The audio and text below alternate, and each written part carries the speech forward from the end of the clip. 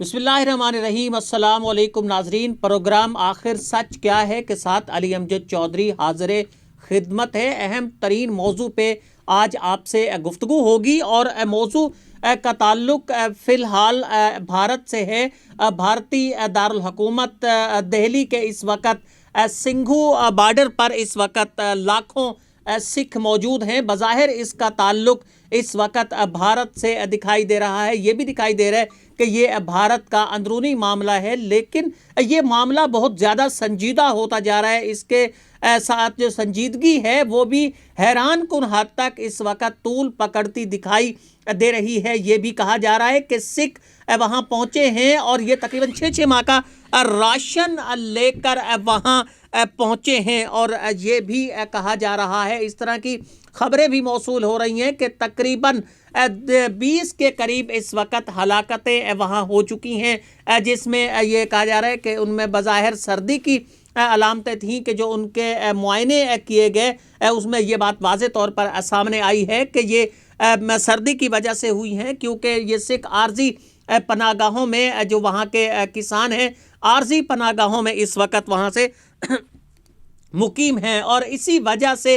उनकी हलाकतें भी हो रही हैं। मौसम इंतहाई शिद्दत वहाँ इख्तियार कर गया है, लेकिन उसके बावजूद सिख मैदान छोड़ने के लिए तैयार नहीं हैं। ये किसान जो पंजाब, हरियाणा, उत्तर प्रदेश के इलाकों से ताल्लुक़ रखते हैं इस वक्त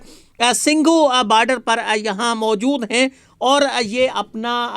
एहतजाज, जिसे ये किसान आंदोलन का नाम दिया गया है, उसको छोड़ने के लिए तैयार नहीं है। ऐसी कौन सी वजह है कि जिसकी वजह से किसान इस हद तक मुज़ाहमत कर रहे हैं, ये उसे छोड़ने के लिए तैयार नहीं हैं। बज़ाहिर ये भी कहा जा रहा है हुकूमत की तरफ से कि भारतीय हुकूमत की तरफ से कि इनकी फसलें तो फ़रोख्त होंगी, लेकिन इन फसलों की फ़रोख्त के पीछे एक बड़ी साजिश इस वक्त दिखाई दे रही है और ये साजिश है इसराइल की और इसराइल के साथ भारत के जो बड़े बिजनेसमैन हैं उसके साथ। लेकिन खुश फहमी में पाकिस्तान की कौम भी न रहे। अगर ये साजिश कामयाब होती है, इसराइल की साजिश कामयाब होती है, तो इसके असरात लाजमी तौर पर पाकिस्तान पर भी आएंगे, क्योंकि कुछ ऐसी सिंबल्स देखी गई हैं कि वो सिंबल्स पाकिस्तान में भी थी। और अगर भारत की ज़रात पर इसराइल का कब्ज़ा होता है तो पाकिस्तान की ज़रात भी इससे लाजमी तौर पर मुतासर होगी। कहानी इसके बारे में कुछ यूँ कही जाती है कि इसराइल इस वक्त कोशिश कर रहा है कि वो दुनिया के अंदर ज़रात के ऊपर कब्ज़ा करे, ज़रात की जो बड़े इलाके हैं उन पर वो कब्ज़ा करे। और ये भी कहा जा रहा है कि मोदी सरकार, ये जब गुजरात के वज़ीर आला थे, गुजरात में इनकी हुकूमत थी, तो उस वक्त भी ये कहा जा रहा था कि ज़रात के प्रोजेक्ट्स और ज़रात के हवाले से बहुत सारी सहूलियात इसराइली कंपनीज़ को दी थी। इसराइल की कंपनीज़ इस वक्त भी भारत में काम कर रही हैं और ये भी कहा जा रहा है कि तकरीबन 1.5 लाख लोगों को इसराइल की कंपनीज़ पहले से ट्रेनिंग दे रही हैं। इस तरह यहूदी कंपनियों के हवाले से मैं पहले आपको एक बताता चलूँ। एक मारूफ कॉलम निगार हैं और उन्होंने अपने एक चश्मदीद वाक़या लिखा था। उन्होंने कहा कि वो न्यूजीलैंड के दारुल हुकूमत ऑकलैंड के साहिल पर मौजूद थे, तो उन्होंने देखा उस वक़्त कि साहिल पर एक बड़ी एक फ्लैग्स लगे हुए हैं, एक बड़े एरिए को वहाँ से ब्रैकेट किया हुआ है, रोका हुआ है। जब उसने अपने दोस्त से ये इस्तफ़सार किया कि ये समंदर में जो दूर एक बड़ी मल्टीनेशनल कंपनी का जहाज़ भी दिखाई दे रहा है, बहरी जहाज़ दिखाई दे रहा है, और फिर उसके आसपास वहाँ झंडियाँ भी लगाई गई हैं। ये झंडियाँ किस लिए लगाई गई हैं? तो उसके दोस्त का ये जवाब था कि ये मल्टीनेशनल कंपनी का ये जहाज़ असल में खुराक को इस समंदर के अंदर फेंक रहा है, समंदर बुर्द कर रहा है। اس کالم نگار کا اگلا سوال یہی تھا کہ کیا یہ خوراک زائد المیعاد ہو چکی ہے، یہ ایکسپائری ڈیٹ کو عبور کر چکی ہے، جس کی وجہ سے یہ خوراک اس وقت سمندر کی نظر کی جا رہی ہے؟ تو اس دوست کا جواب یہ تھا کہ یہ خوراک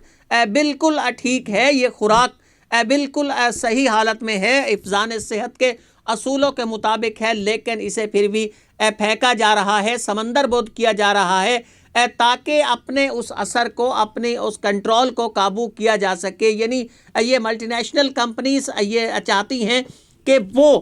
کسی بھی طور پر اس کی قیمتیں کم نہ ہونے دیں، وہ سمندر میں خوراک کو ضائع تو کر سکتی ہیں لیکن اپنی اجارہ داری کو برقرار رکھنے کے لیے وہ کس حد تک نقصان کو برداشت کرنے کے لیے بھی تیار ہوتی ہیں۔ کچھ صورتحال یہاں بھی ایسی ہی دیکھی جا رہی ہے۔ اس وقت سکھ جو ہیں، جو کسان ہیں ان 3 ریاستوں کے، بنیادی طور پر وہ اس سردی میں اپنی جان دینے کے لیے تلے ہوئے ہیں، وہ یہاں موجود ہیں، وہ سردی میں یہاں موجود ہیں۔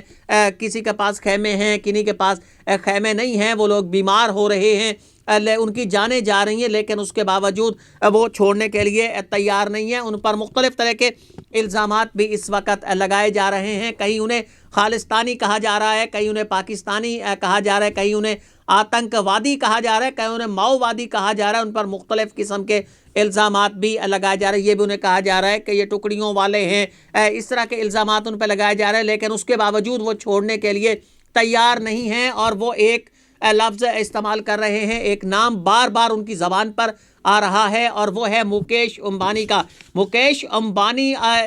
بنیادی طور پر بھارت کی 2 بڑی جو کمپنیز ہیں ان میں سے ایک کمپنی اس وقت مکیش امبانی کی ہے۔ مکیش امبانی جسے چلاتے ہیں، اور یہ انیل امبانی اور مکیش امبانی چلاتے ہیں، امبانی گروپ کے نام سے یہ کمپنیز ہے۔ بھارت میں دوسری بڑی جو کمپنی ہے، گروپ ہے، وہ اڈانی گروپ کا ہے، جسے گوتم اڈانی صاحب چلاتے ہیں۔ یہ کمپنیز وہ کمپنیز ہیں کہ جن کے تعلقات براہ راست یہودی کمپنیز سے ہیں، ان ملٹی نیشنل کمپنیز سے ان کے کاروباری شراکت نامے ہیں، ان بڑی یہودی کمپنیوں کے ساتھ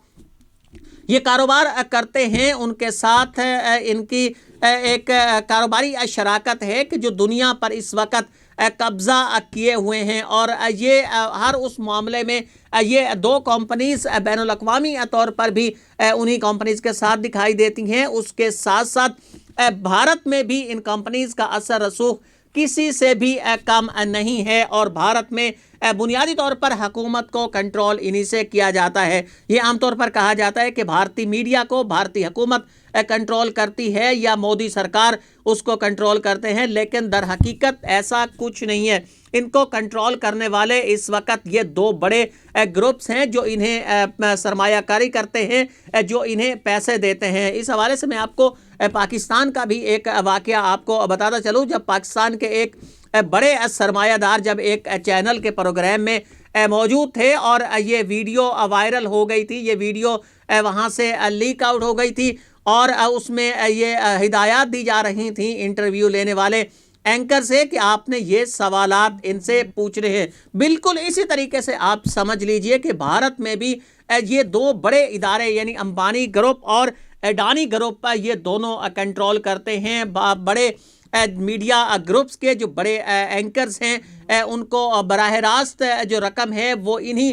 گروپس کی طرف سے فراہم کی جاتی ہے، اور یہی فیصلہ کرتے ہیں کہ آپ نے کس حوالے سے بولنا ہے اور کس حوالے سے نہیں بولنا۔ یہی وجہ ہے کہ اس وقت بھی بھارت میں جہاں اس وقت تقریباً 15 لاکھ کسان موجود ہیں، تو سوائے روش کمار کے این ڈی ٹی وی کے آپ اندازہ لگا لیجئے کہ اب بھارت میں کتنے بڑی تعداد میں چینلز موجود ہیں، لیکن وہاں سے آپ کو وہ آواز اٹھتی ہوئی دکھائی نہیں دی۔ آپ تلاش کریں گے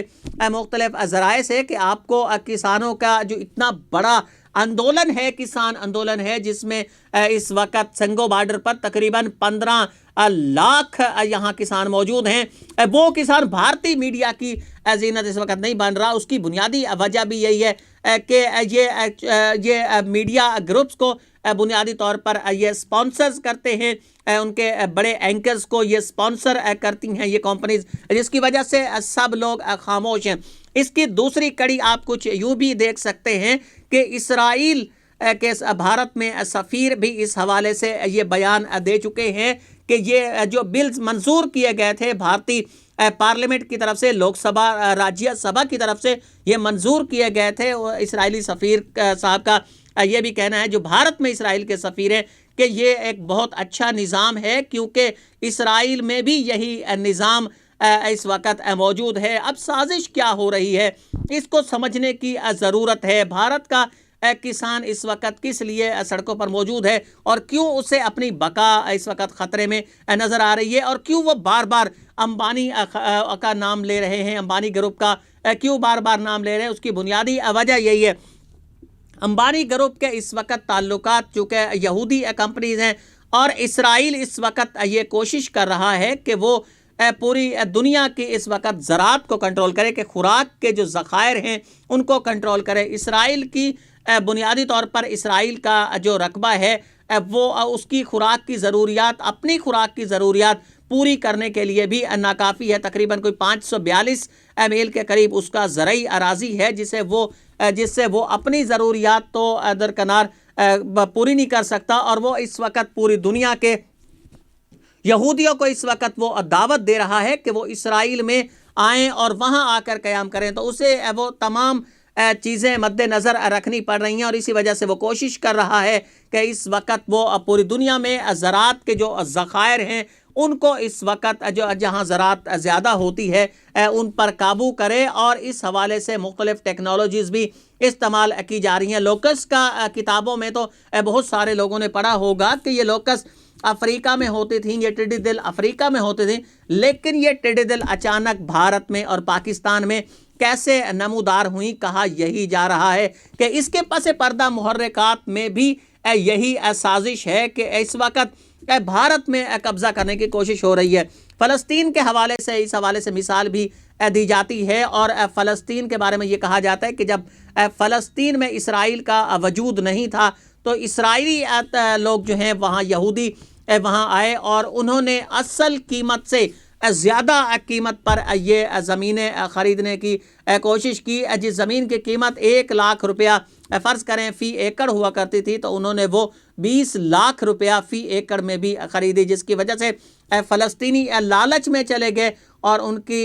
کی یہ خواہش تھی کہ ان کی زمین زیادہ سے زیادہ فروخت ہو، کیونکہ انہیں اس وقت ایسا دکھائی دے رہا تھا کہ شاید ان کے پاس ایک بڑی رقم آ رہی ہے، اور آہستہ آہستہ فلسطین اپنی زمین سے محروم ہوتا گیا۔ اب بھارت میں بھی کچھ صورتحال ایسے ہی ہے کہ کوشش یہی کی جا رہی ہے کہ بھارت کا کسان جو اس وقت اپنی زرعی پیداوار کے حوالے سے پوری دنیا میں ایک مقام رکھتا ہے، اس کسان کو کس طریقے سے قابو کیا جائے، اور اس کسان کو پھر قابو کرنے کے بعد اس کی جب یہ دو بڑے جو گروپس ہیں، اڈانی گروپس ہیں، امبانی گروپس ہیں، انہوں نے بڑے بڑے گودام وہاں تعمیر کر لیے ہیں، اور یہ گودام ایسے گودام ہیں کہ جو درجنوں میل لمبے ہیں، یعنی کہا جا سکتا ہے کہ یہ 20 کلومیٹر تک لمبے اس طرح کے گودام تعمیر کر لیے ہیں۔ پھر یہ کمپنیز ہی صرف خرید کر سکیں گی، یہ بھارتی کسانوں سے جب یہ خرید کریں گی تو پھر انہیں اپنے مراکز میں شفٹ کریں گی، اور اس کے بعد یہ ان کی خرید ان کی من مرضی سے ہوگی، ان کی مرضی کے مطابق ہوگی۔ پھر کسی بیوپاری کے پاس بھی کوئی اناج نہیں بچے گا، کسی کے پاس بھی اناج نہیں ہوگا، اناج کے ذخائر انہی کمپنیز کے پاس ہوں گی، اور ان کمپنیز کے پاس ہونے سے مطلب یہی ہے کہ یہ ذخائر اس وقت اسرائیل کے پاس ہوں گے۔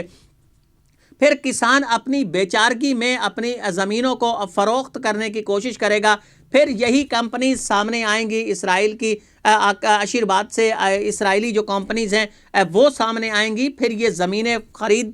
کی جائیں گی، انہیں وہاں سے خریدا جائے گا، اور آہستہ آہستہ پھر صورتحال یہ ہوتی جائے گی کہ وہ کسان کہ جو اس وقت اپنی زمینوں پر کاشت کرتا ہے وہ اس سے محروم ہوتا جائے گا۔ یہ تجربہ صرف بھارت تک نہیں ہوگا، اس بھارت کے بعد اس کامیاب تجربے کو پاکستان میں بھی اپنایا جائے گا، کیونکہ پاکستان میں بھی ایسے بڑے